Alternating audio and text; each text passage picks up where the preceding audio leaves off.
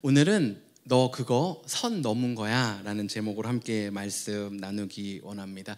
오늘 이 제목을 가지고 말씀을 나눌 때 기억해야 하는 두 가지 큰 전제가 있는데요. 첫 번째는 하나님이 우리의 인생을 계획하셨다라는 것입니다.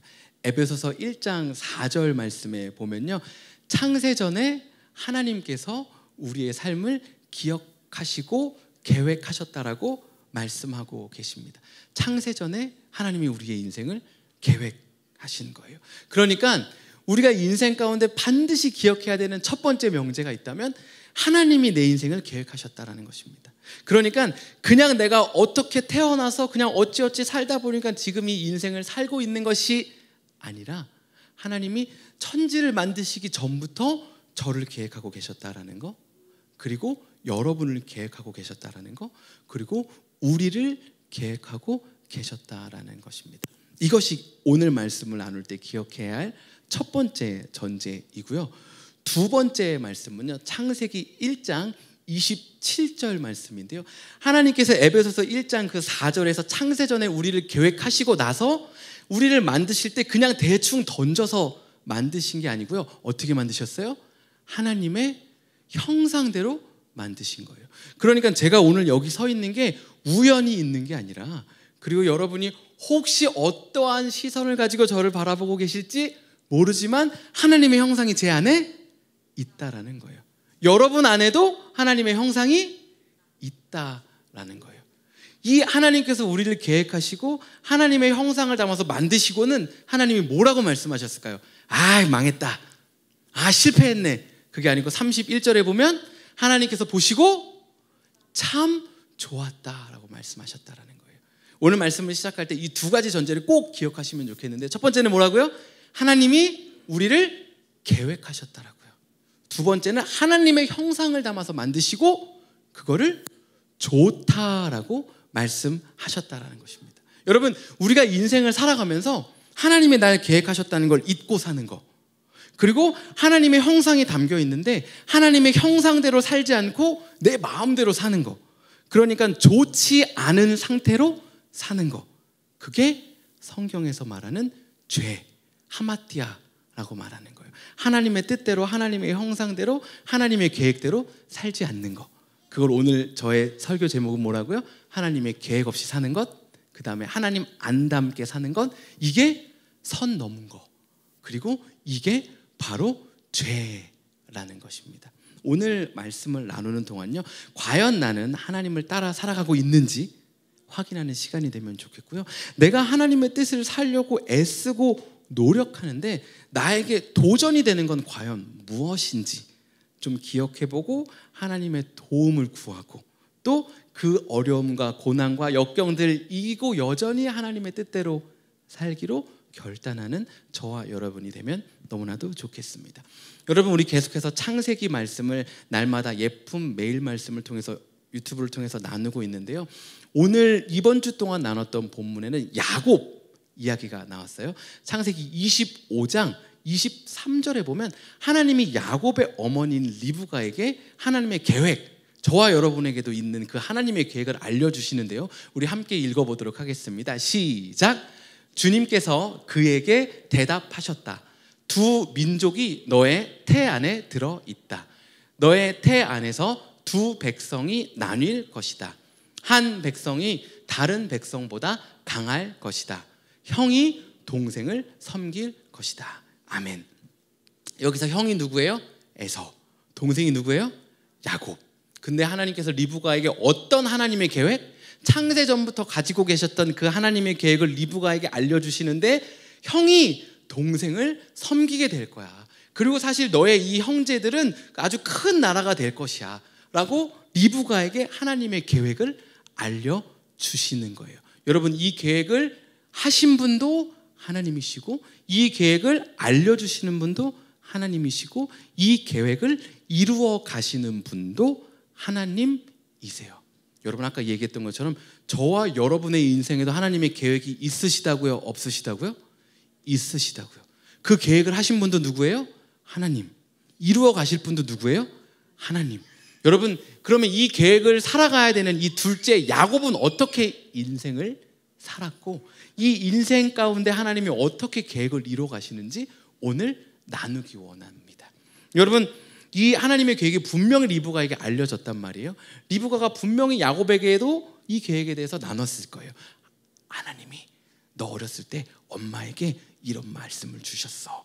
네가 아주 큰 나라를 이룰 거고 형이 너를 섬기게 될 거야. 이런 얘기를 했을 거예요. 야곱이 계속해서 그 마음을 가지고 자라났을 거예요. 그런데 27장 5절에 이제 어떤 썸띵 사건이 일어납니다. 제가 읽어드릴게요. 이삭이 자기 아들 에서에게 이렇게 말하는 것을 리브가가 엿들었다. 에서가 무엇인가 잡아오려고 들로 사냥을 나가자. 아멘. 이게 어떤 상황이냐면요, 이삭이 이제 하나님께로 다시 돌아갈 때가 가까워 왔다고 생각된 거예요. 그러니까요, 첫째 아들 맏아들 에서를 불러서 야, 맛있는 음식을 해와.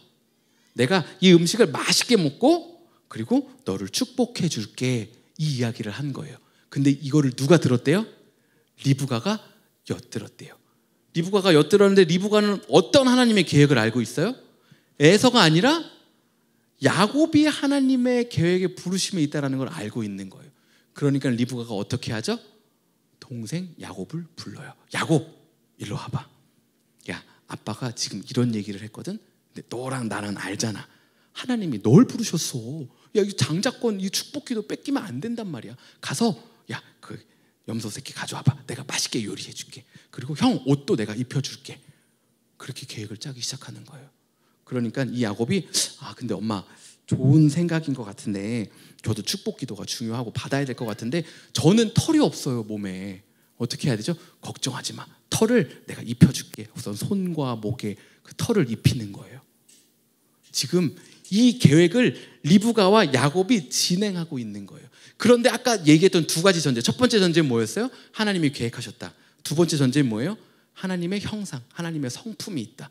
그런데 이 계획은 맞는데 지금 하나님의 방법과 하나님의 성품, 하나님의 이미지, 하나님의 형상대로 흘러가지가 않는 거예요. 오히려 지금 이들이 하고 있는 건 하나님이 별로 안 좋아하시는 방법이에요. 잠언 6장 16절에 보면 뭐라고 나와 있냐면요, 주님께서 미워하시는 건, 주님께서 싫어하시는 것이 67가지 있는데 18절에 그 중에 첫 번째를 얘기해주고 있는데, 악한 계교를 꾸미는 마음을 하나님이 싫어하신대요. 근데 지금 리브가랑 야곱이 뭘 하고 있는 것 같아요? 읽다 보니까 악한 계교를 꾸미고 있는 것 같은 거예요. 원래는 지금 이삭이 기도해주고 싶은 사람이 누구였어요? 에서였어요.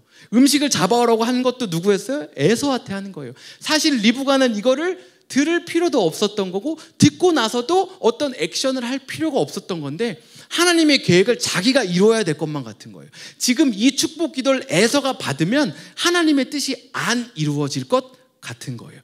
그러니까 자기가 어떻게 해요? 액션을 하는 거예요. 야, 내가 뭔가 해야겠다. 야곱하고 지금 이렇게 계획을 해봐야겠다 하니까 이 악한 계획가 어떻게 돼요? 점점 디벨롭 되는 거예요. 그냥 음식 잡아와. 여기에서 근데 옷은 형 옷 있어, 걱정하지 마. 근데 털은 괜찮아, 잡은 그 새끼 가지고 여기 두르면 돼.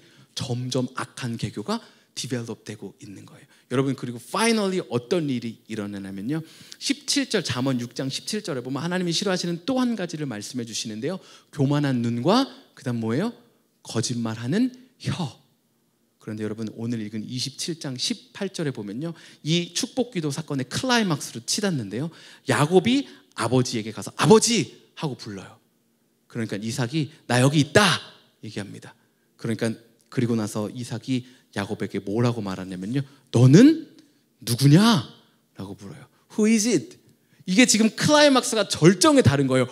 그 전까지는 어떻게 음식을 잡고 막 기도하고 할 수 있어요. 들어가는 것도 막 두근두근 했겠죠. 어떡하지? 걸리면 안 되는데, 저주받으면 안 되는데, 막 악한 계교가 그만큼 치밀했나? 완벽했나? 준비 기간이 너무 짧지는 않았나? 하지만 들어가는 거예요.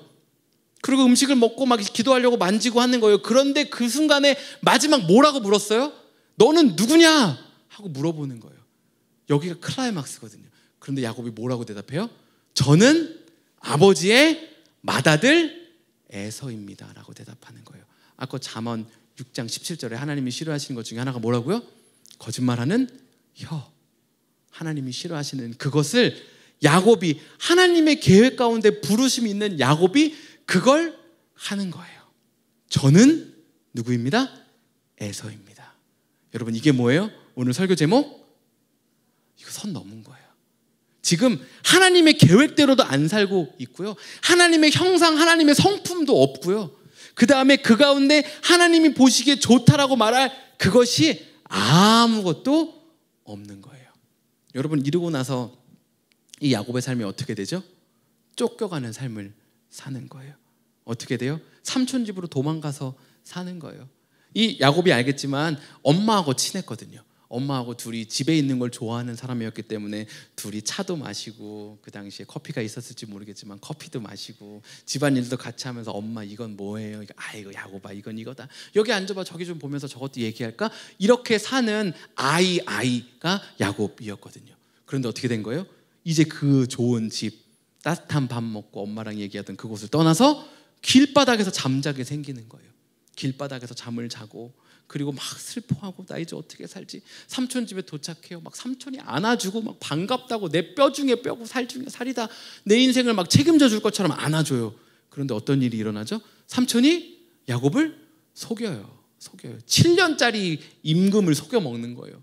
그리고 또 7년짜리 임금을 일을 더 해라 라고 속이는 거예요. 한 20년 동안 정말 속된 말로 개고생하는 거예요. 어디 가서요? 타지에 가서. 여러분, 어쩌면 미국에 나이가 좀 있으신 다음에 오신 분들은 아마 이 야곱의 마음을 어느 정도 이해할 수 있을 거라고 생각해요. 정말 직살나게 고생하는 거예요. 평소 집에서는 절대 하지 않았을 것 같은 일들, 그리고 마음고생을 하는 거예요. 여러분, 그러면 우리 안에 이런 질문이 생길 수 있어요. 하나님은 하나님의 계획을 가지고 부르신 어떤 사람을, 그 사람의 하나님의 뜻대로, 하나님의 성품대로, 하나님 보시기 좋지 않은 방법, 그러니까 관역에서 벗어난 죄의 결정을 내리면 하나님은 그 사람을 버리시는가, 떠나시는가 하는 의문이 들 수 있어요. 그럼 야곱은 이제 하나님의 계획에서 떨어져 나간 것인가? 이제 끝인가? 야곱은 안 되는 건가? 하는 그 마음과 그 생각이 들 수 있어요. 여러분 어떨까요? 여러분, 오늘 앞에 우리 어떤 찬양했죠? 결코 떠나지 않으실 거라고. 이후로도 영원토록 떠나지 않으실 거라고. 신실하심 놀라워하고 계속 찬양했잖아요. 주님이 한번 찜 하시면, 계획하시면, 제가 여러분이 어떤 결정을 내리는 것과는 하나님의 계획은 상관이 없다고요. 그 계획하신 분도 하나님, 이뤄가시는 분도 누구라고요? 하나님이라는 거예요. 그런데 우리 인생의 결정에 따른 뭔 져야 돼요? 책임은 져야 되는 거예요. 야곱이 그 결정 안 내렸으면 어쩌면 20년 동안 그 고생하는 삶의 과정은 없었을지도 몰라요. 그런데 하나님은 떠나시거나 버리시지 않는다라는 거예요. 왜일까요? 여러분 아마 직장 생활 해보셨거나 비즈니스를 해보셨으면 좀 더 익숙할 수 있는데요, 회사에서 아주 커다란 일을 하다 어떤 실수를 해요. 그러면 오너나 그다음에 이 회사 분위기에 따라 다르겠지만 아마 처음에는 괜찮아요, 열심히 하세요 할지 모르겠어요. 그런데 똑같은 실수를 또 해요. 조금 주의해 주세요 라고 할지 모르겠죠. 그런데 똑같은 실수를 또 해. 이런 식으로 일하면 조금 곤란한데요. 아마 이렇게 에스컬레이트 되기 시작하겠죠. 이 실수가 똑같은 게 계속 반복되고, 그리고 이 실수로 인해서 잃게 되는 경제적인 가치가 커지면 커질수록, 혹은 얻어야 할 경제의 가치를 얻지 못하게 되는 것이 커지면 커질수록 이 사람이 회사에서 잘릴 가능성은 커지겠죠. 왜요? 회사의 목적은 뭐예요? 이윤 추구예요. 이윤 추구. 내가 이 사람을 하여함으로써, 이 사람이 일함으로써 얻을 이윤보다 일을 손실이 크다면 회사의 목적에 부합하지 않는 거예요. 그러니까 더 이상 이 사람과 동행할 이유가 없어지겠죠. 여러분, 회사뿐만 아니라 사실은 사람과의 관계도 마찬가지예요. 내가 누구를 섬기고 누군가의 밥을 사주고 누군가와 함께 즐거운 시간을 갖는 것, 방금 말한 것처럼 함께하면 즐겁고 또 기쁘고 내 안에 릴렉스도 있고 평안함도 있고 내가 누리고 싶은 것도 있는, 이것을 채우기 위함이잖아요. 그런데 어떤 사람을 만날 때마다 묘하게 만나고 나면 기분이 안 좋아. 얘가 나를 비꼬고 나를 약간 뭐라고 한 건가? 나를 무시한 건가? 이런 마음이 막 마음속에 막 일어나는 거예요.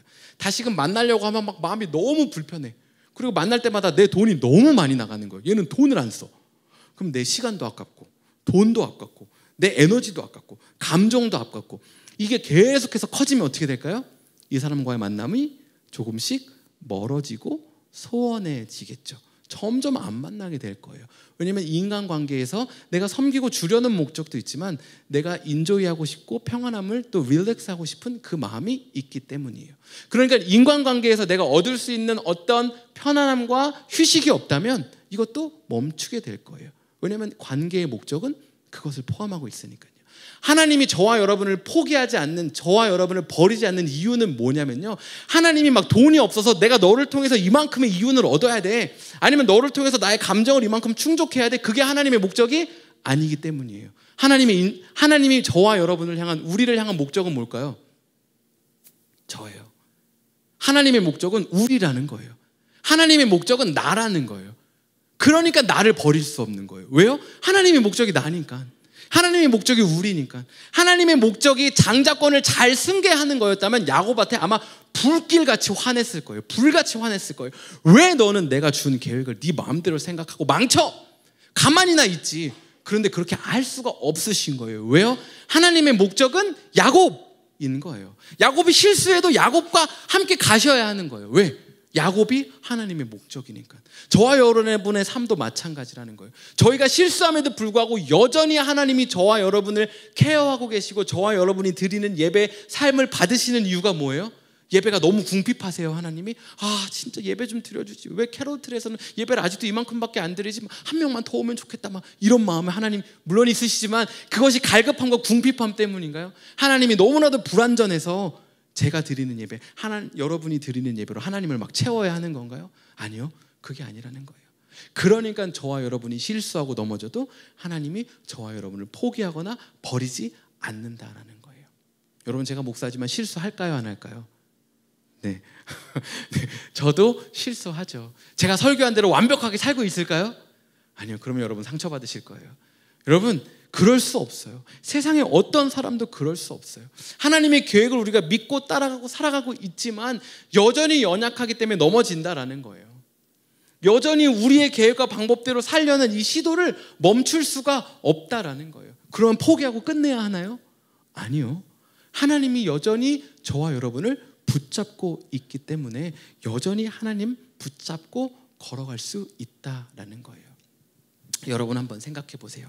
야곱이 이랬으면 너무 좋았겠죠. 딱 태어났어요. 하나님께서 리브가에게 해주신 그 말씀을 들었어요.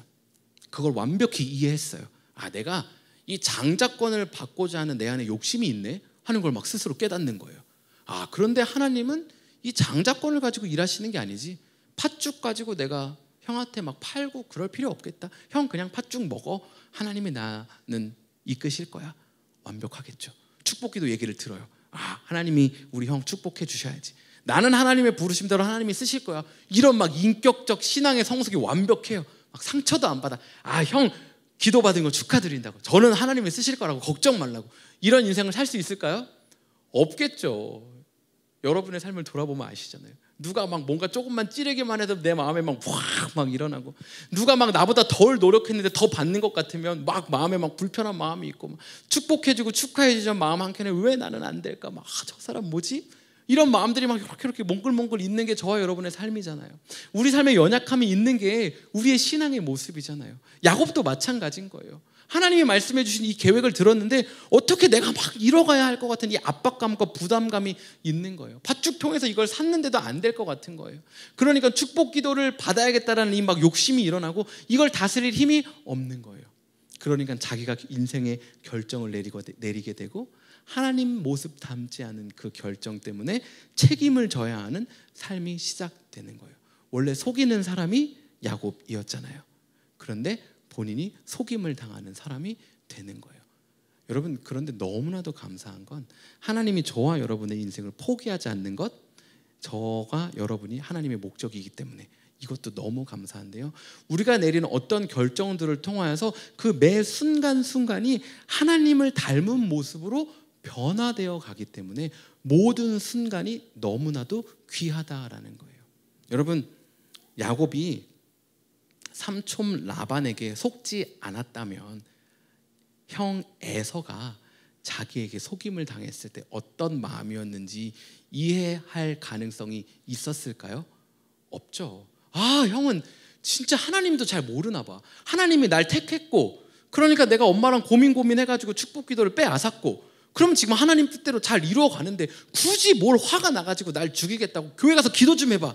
하나님이 지금 형을 향한 뜻이 뭔지, 지금 내가 하나님 뜻 가운데 잘 있는데 아유 정신 좀 차려, 막 이런 마음이 있겠죠. 다 사람 자기중심적이니까. 나는 하나님 뜻대로 살고 있고 막 노력까지 했는데 방해가 막 있고, 이런 생각만 막 가득했을 거예요. 내 인생은 왜 안 되지? 노력해도 안 되지? 왜 방해하는 거지? 막 이런 마음만 가득했을 거예요. 그런데 어때요?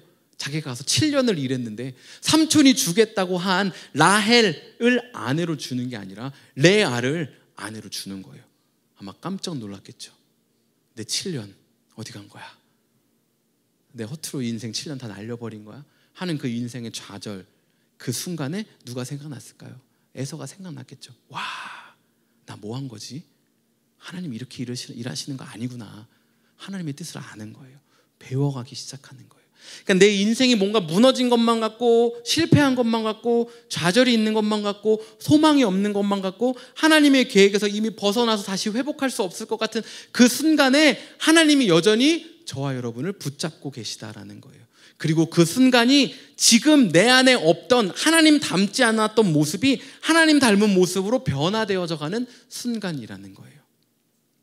그게 뭐예요? 야곱이 경험했던 베델. 28장 16절. 야곱이 엎드려서 잠자고 있다가 막 천사들이 왔다 갔다 하는 걸 보는 거예요. 그걸 보고서 혼자 생각하는 거예요. 주님께서 분명히 이곳에 계시는데도 내가 미처 그것을 몰랐구나. 무슨 이야기예요? 우리 인생 가운데 하나님이 여전히 내 인생을 붙잡고 계시는데, 내가 내린 결정 때문에, 그리고 그것에 앞에서 이제 내가 앞으로 어떻게 살아가야 하는 걱정과 두려움 때문에, 그리고 고난과 힘든 인생의 반복 때문에 하나님이 나와 함께하고 계시고 내 인생을 여전히 계획하고 계시다라는 그것을 놓치는 순간이 있을 수 있다라는 거예요. 여러분, 저와 여러분의 삶 가운데 오늘 이 베델이 회복돼야 되는 거예요. 매 순간 내 삶의 이 자리에서 그냥 길바닥에서 누워서 돌베개 베고서는 자야 되는, 내 인생 앞으로 어떻게 살아야 되지? 나 이제 앞으로 침대에서 잘 수는 있을까? 엄마가 해주는 밥은 먹을 수 있을까? 나 다시 일어날 수 있을까? 내가 다시 재정적으로 부유해 줄 수 있을까? 내 건강이 회복될 수 있을까? 내 관계가 회복될 수 있을까? 이 순간에 엎드려서 혼자 좌절하고 있는 이 순간에 하나님을 보는 거예요. 그게 내가 다시금 하나님 모습으로 하나님 뜻을 따라서 살아갈 수 있게 되는 거예요. 우리 예배 처음 말씀 시작했을 때 두 가지 큰 전제를 꼭 기억해야 한다 그랬잖아요. 첫 번째는 저와 여러분의 인생은 하나님이 계획하셨다라는 거예요. 절대 실패할 수 없는 인생이라는 거예요. 내가 내린 어떤 결정과 나의 연약함 때문에 인생이 과정이 변화할 수는 있어요. 그런데 우리 인생을 통해서 하나님 닮은 모습으로 우리 인생이 계속해서 변화되어 가는 거예요. 그리고 결국에는 하나님이 계획하신 그 모습대로 이루어 가시는 거예요. 저와 여러분은 어떻게 하면 돼요? 하나님 뜻대로 계속 그 자리에 머물며 살아가면 되는 거예요. 여러분, 그런데 우리 인생에 꼭 도전이 있어요. 뭐냐면요, 야곱이 형 속였잖아요. 그리고 이제 베델에서 하나님을 만나고, 나 이제 이렇게 살면 안 되겠다. 하나님의 계획 있고 하나님의 성품, 하나님의 뜻, 하나님의 모습, 하나님의 방법대로 살아야겠다라고 결정한단 말이에요. 그리고 삼촌 집에 도착했어요. 근데 삼촌이 어떤 사람이에요? 이전에 나야. 막 속이고 막 자기 마음대로 하고 막 기쁠 때는 막 엄청 기뻤다가 삼촌 보기에 MBTI ENFP 느낌인 거예요. 막 와, 내 친척이구나, 막 뼈요, 살이다 막 해놓고서는 막 임금도 줘야 되는데 해놓고서는 막 또 막상 생각하니까 그건 좀 그런 거 같고 그냥 너 이렇게 해. 우리 동네에선 그렇게 안 해. 막 이렇게 그냥 상황 따라 변화하는 그런 삼촌 모습, 막 나를 속이는 모습, 그걸 경험할 때 야곱이 뭘 느꼈을까요? 진짜 사기를 치려면 제대로 치지. 사기는 진짜 내가 전공인데 내가 얼마나 이 플랜을 디테일하게 해가지고 나랑 엄마랑 형 속여 먹었고 아빠 속여 먹었던 얘기 좀 해줄까? 막 나도 진짜 삼촌 막 같이 막 속여 먹으면 더 할 수 있는데 막 그 마음이 야곱 안에 있었겠죠. 여러분, 저와 여러분 그리스도인으로 살잖아요. 주일날 예배 드릴 때 막 은혜가 되잖아요. 맞아, 하나님이 날 계획하셨지. 하나님의 성품대로, 하나님 보시기 좋은 대로 살아야겠지 하는데 그 도전이 언제 와요? 예배 끝나고 집에 가면서 같이 나랑 차 타고 가는 사람이 내 마음을 찌를 때, 저 하나님 없는 모습, 막 나도 막 같이 막 쏟아붓고 싶고, 막 나도 내 마음대로 막 하고 싶고, 막 직장에 갔는데 나는 막 하나님 뜻대로 성실하게 일하고 있는데 막 한참 놀다가 와가지고 사장님 왔을 때 막 열심히 일하는 척하고, 막 나 그때 잠깐 10초 쉬었는데 얘 왜 일 안 하죠? 막 이렇게 막 고자질하고 이러면 막 부글부글 끓잖아요. 우리 삶 가운데 내가 하나님 뜻대로 살겠노라고 결단하는데 그 도전이 내 안에서도 오지만 하나님 뜻대로 살지 않는 누군가를 통해서도 온단 말이에요. 세상을 향해서도 온단 말이에요. 왜요? 세상은 하나님 모르거든요. 그러니까 하나님 모습과 하나님 형상 없이 하나님 보기에 좋지 않은 모습으로 살아간단 말이에요. 여러분, 그러면 우리가 여기서 어떻게 하나님 뜻대로 하나님 계획대로 살 수 있을까요? 여러분, 이렇게 이 세상에 하나님 뜻과 하나님 모습과 하나님 방법이 없는 그곳에서 하나님 뜻대로 살아가야 하기 때문에 교회가 있는 거예요. 여러분, 팬데믹 이후에 온라인으로 예배드리고 또 온라인으로 예배드리시는 분들, 그리고 내가 굳이 교회 공동체에 속해야 하나 하는 마음을 가진 문화가 지금 우리 안에 퍼져가고 있잖아요. 그런데요, 여러분, 이 공동체 안에서 서로 같은 마음을 품고 같은 가치관을 가지고 같이 하나님을 따라가겠노라고 애쓰고 노력하고 투쟁하고 서로를 격려하고 위로하지 않으면요, 그 하나님 마음 가지고 이 세상 가운데 살아갈 힘이 저와 여러분 가운데 없어요. 세상은 다 하나님 뜻대로 안 사는데, 교회에서 예배는 드리고 그냥 집에 갔는데 하나님의 은혜로 살아야겠다는 다짐을 했는데 내 안에 어떻게 내가 하나님 뜻대로 살아야 하는지를 알 수 있는 방법이 없는 거예요. 넘어졌는데 어떻게 다시 일어나야 하는지를 모르는 거예요. 여러분, 왜 막 화요일마다 같이 기도하자고 막 할까요? 날마다 왜 막 묵상 올려갖고 성경 날마다 읽어야 합니다, 기도 날마다 하셔야 합니다, 왜 얘기하는 걸까요? 그렇게 하나님으로 나를 채우지 않으면 내 안에 뭐가 차요? 세상의 가치관, 세상의 방법, 세상이 보기에 좋은 것들이 막 가득가득 차는 거예요. 그게 뭐예요? 사사기가 말하는 내 눈에 보기에 좋은 대로 막 살아가는 거, 하나님 없는 거, 하나님 뜻 없는 거, 하나님 계획대로 안 사는 거. 그게 뭐라고요? 오늘 설교 제목? 선 넘은 거. 그리고 그게 뭐라고요? 죄. 여러분, 다른 게 죄가 아니라는 거예요. 저와 여러분 가운데 하나님이 분명히 우리 인생을 향한 계획을 주셨는데, 너로 큰 나라를 이루게 할 거야, 큰 자가 작은 자를 섬기게 할 거야, 이 마음을 주시고 계획을 주셨는데 이것을 잊고 사는 게 선 넘은 거고, 이것을 잊고 사는 게 죄라는 거예요. 저와 여러분 가운데 하나님께서 주신 계획은 뭐예요?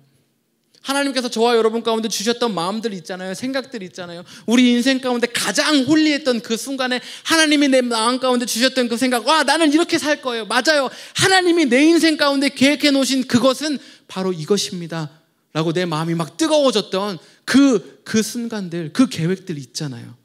지금 여러분, 그 계획으로부터, 그 하나님의 관역 타겟으로부터 얼마나 벗어나 살고 계신가요? 얼마나 내 방법대로 세상의 가치관대로 막 살아가고 계신가요? 여러분, 오늘이 그 하나님께로 다시금 돌이키는 순간이 되면 좋겠습니다. 우리 시간 함께 좀 찬양하고 기도할 때요, 하나님, 내 인생 가운데 매 순간순간마다 도전이 찾아옵니다. 때로는 내 마음 가운데 일어나는 내 욕심 때문이고요, 때로는 내 주변에 있는 사람들 때문에 내가 이겨낼 수가 없어요.